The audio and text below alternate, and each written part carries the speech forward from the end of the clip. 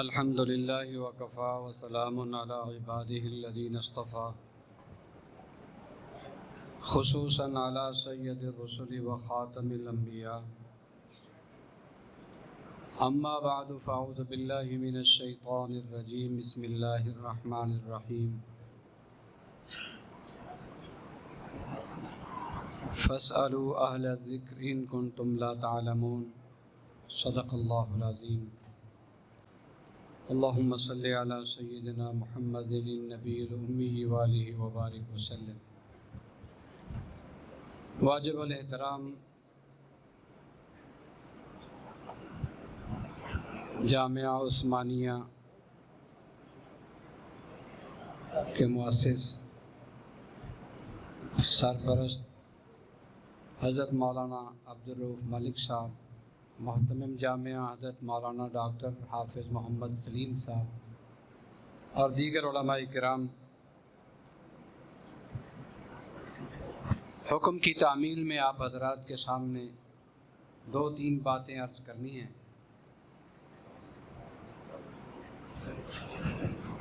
اللہ تبارک و تعالی نے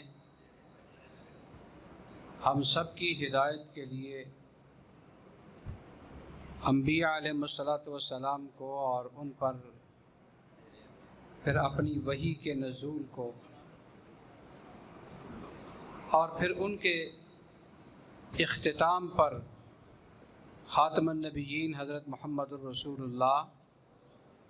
اونچی آواز سے صلی اللہ علیہ وسلم کو مبعوث فرمایا۔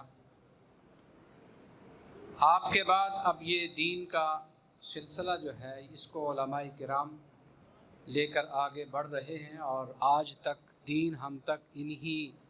لوگوں کی محنتوں سے اور انہی کی کاوشوں سے پہنچا ہے۔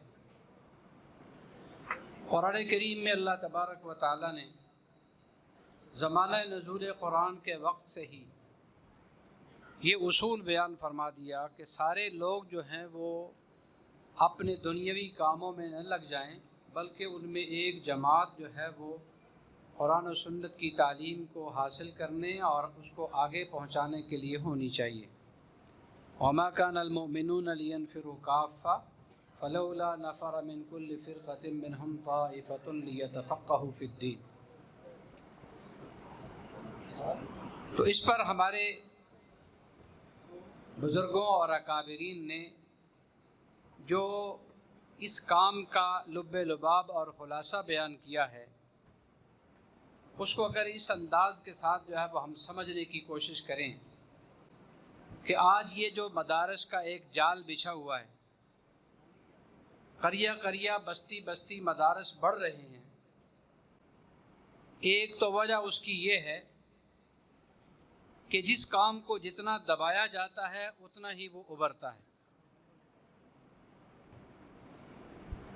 ماضی قریب میں مدارس کو بند کرنے کے لیے جو حربے استعمال کیے گئے، علماء کو تہی دست بنانے کے لیے جو کاوشیں ہوئیں، وہ سب حضرات کے سامنے ہیں۔ لیکن میں آپ سے ایک سوال کرتا ہوں، کیا یہ ان کاوشوں سے، ان محنتوں سے مدارس بند ہوئے یا زیادہ بنے؟ مدارس زیادہ ہو رہے ہیں دن بدن۔ جب ہم زمانہ تعلیم میں دیکھتے تھے تو پنجاب میں چند مدارس تھے جہاں دورہ حدیث ہوتا تھا، لیکن آج الحمدللہ ہر شہر کے کئی مدارس کے اندر دورہ حدیث کی تعلیم ہو رہی ہے۔ تو ان لوگوں کو اس سے سبق سیکھ لینا چاہیے کہ مدارس کو بند کرنے کی کوشش کرنا یہ بے جا ہے، بلکہ ان کو مزید جو ہے وہ سپورٹ ہونی چاہیے کہ یہ اسی طرح دینی کام کرنے میں آگے بڑھتے رہیں، ان کے ساتھ وہ ممد اور معاون بنیں کہ یہ مدارس ان کے حق میں دعا گو ہوں مدارس والے، تاکہ ان کے کام بھی آسان ہو جائیں۔ لیکن ان لوگوں کو یہ سمجھ نہیں آ رہی، اللہ ان کو سمجھ عطا فرمائے۔ لیکن امید ہے اگر ہمارے بزرگ، ہمارے اکابر اسی طرح یہ کام کرتے رہے تو ان کو اس بات کی سمجھ آ جائے گی۔ حضور اکرم صلی اللہ علیہ وسلم دین کے لانے والے ہیں، صحابہ اکرام رضوان اللہ تعالی علیہ مجمعین دین کو پھیلانے والے ہیں، اور ائمہ مجتہدین فقہا یہ دین کے لکھوانے والے ہیں۔ انہوں نے دین اپنی طرف سے نہیں بنایا۔ جب آپ تاریخ میں دیکھیں پیچھے ماضی میں حضور اکرم صلی اللہ علیہ وسلم کے بعد احادیث کو مدون جو ہے وہ کیا گیا ہے دوسری تیسری ہجری میں، دوسری تیسری صدی ہجری میں۔ یہ آج جس کتاب کا آخری سبق یہاں طلباء پڑھنے والے ہیں اپنے نصاب کے لحاظ سے، آخری حدیث وہ بنتی ہے بخاری شریف کی آخری حدیث کا سبق، یہ امام بخاری رحمۃ اللہ علیہ اور اسی طرح امام مسلم رحمۃ اللہ علیہ، امام ابو داؤد، امام ترمذی، امام نسائی، امام ابن ماجہ، یہ جتنے بھی محدثین تھے ان کا زمانہ فقہائے کرام کے بعد کا ہے۔ علماء کی اکثریت ہے وہ میری بات کو سمجھیں گے، ورنہ اس پر کئی باتیں جو ہے وہ کہی جا سکتی ہیں اور کہنی بھی چاہیے، لیکن میں وہ ساری باتیں آنے والے اپنے بزرگوں کے لیے چھوڑ رہا ہوں۔ یہ ائمہ محدثین جو ہیں ان کا زمانہ مجتہدین فقہائے کرام کے بعد کا زمانہ ہے۔ پہلے ائمہ مجتہدین تھے، ائمہ محدثین نہیں تھے۔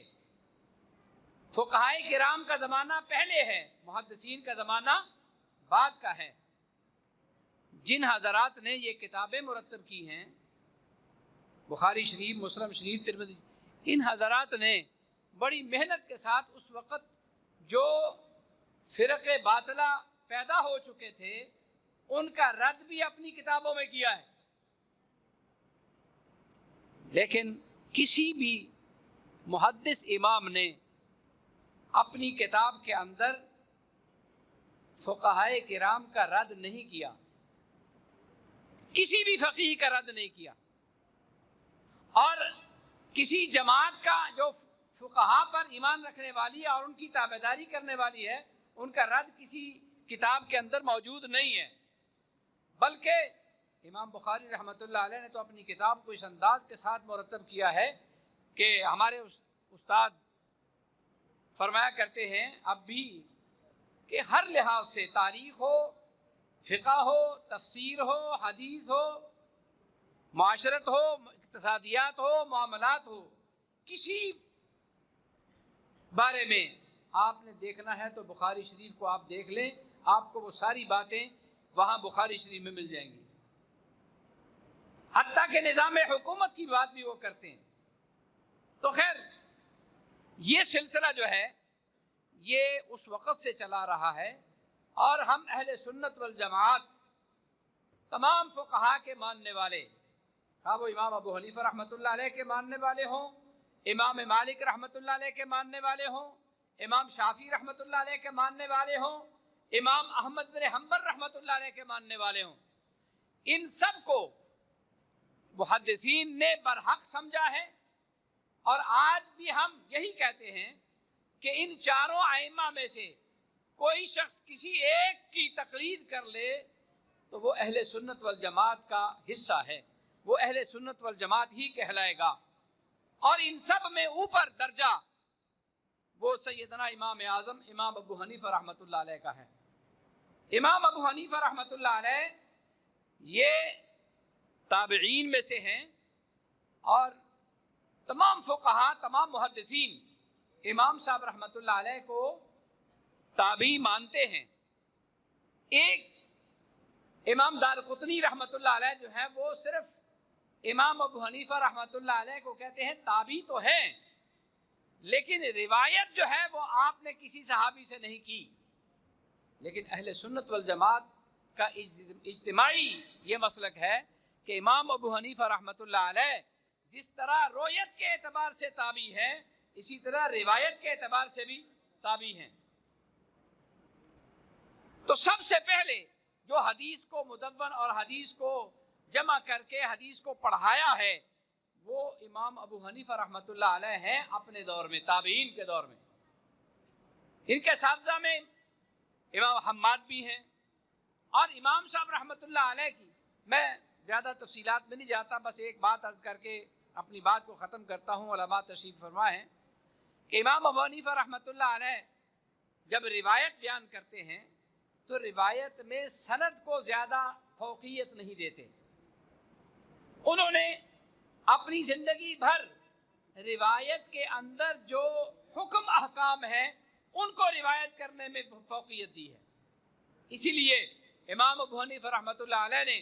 12,90,000 مسائل امت کے لیے پیش کیے ہیں، ثابت کر کے اور ان کو مدون کر کے۔ اور امام صاحب رحمۃ اللہ علیہ کے شاگردوں میں حضرت قاضی امام ابو یوسف رحمۃ اللہ علیہ، امام مالک رحمۃ اللہ علیہ، امام محمد رحمۃ اللہ علیہ، یہ سارے امام ابو حنیفہ رحمۃ اللہ علیہ کے شاگرد ہیں۔ اور امام شافعی رحمۃ اللہ علیہ آگے قاضی ابو یوسف رحمۃ اللہ علیہ کے شاگرد ہیں، امام مالک کے شاگرد ہیں، یعنی امام شافعی امام ابو حنیفہ رحمۃ اللہ علیہ کے پوتے شاگرد ہیں، امام صاحب دادا استاد ہیں۔ اور اسی طرح اگر دیکھا جائے تو امام بخاری رحمۃ اللہ علیہ اور محدثین کے ہاں روایت کے اندر جو سند کا درجہ ہوتا ہے ان میں سب سے فوقیت والی روایات وہ ہیں جن کو کہا جاتا ہے کہ یہ ثلاثیات ہیں۔ اور امام بخاری رحمۃ اللہ علیہ نے اپنی کتاب میں 22 ثلاثیات کو ذکر کیا ہے، اور امام ترمذی رحمۃ اللہ علیہ نے 5 ثلاثیات کو ذکر کیا ہے، امام ابو داؤد اور امام ابن ماجہ نے 5 اور امام ترمذی نے 1 ثلاثیات کو ذکر کیا ہے، امام ابو داؤد نے بھی 1 ثلاثیات کو ذکر کیا۔ لیکن امام ابو حنیفہ رحمۃ اللہ علیہ کی سند میں ایسی روایات موجود ہیں جو ثنائیات پر مبنی ہیں کہ ان میں صرف 2 واسطے ہیں، اور اس سند کو عالی سند کہا جاتا ہے۔ جس سند میں راوی کم ہو اس سند کو عالی سند کہا جاتا ہے، اور جس میں زیادہ آ جائیں اس کو نازل کہا جاتا ہے۔ میری سند میں نے بخاری شریف جو پڑھی ہے امام اہل سنت حضرت مولانا محمد سرفراز خان صاحب صفدر رحمۃ اللہ علیہ سے، اس لحاظ سے شیخ العرب والعجم حضرت مولانا سید حسین احمد مدنی رحمۃ اللہ علیہ اور میرے درمیان صرف 1 واسطہ ہے، امام اہل سنت رحمۃ اللہ علیہ۔ یہ عالی سند ہے۔ اور ایسی بھی میں نے حدیث کی کتابیں پڑھی ہیں اپنے اساتذہ سے جن کے اور امام حضرت مدنی رحمۃ اللہ علیہ کے درمیان 3 واسطے آ جاتے ہیں۔ تو خیر عالی سند بنانے کے لیے بہت سارے حضرات بڑا لمبا سفر کیا کرتے تھے۔ حضرت عبداللہ بن عباس رضی اللہ تعالیٰ عنہما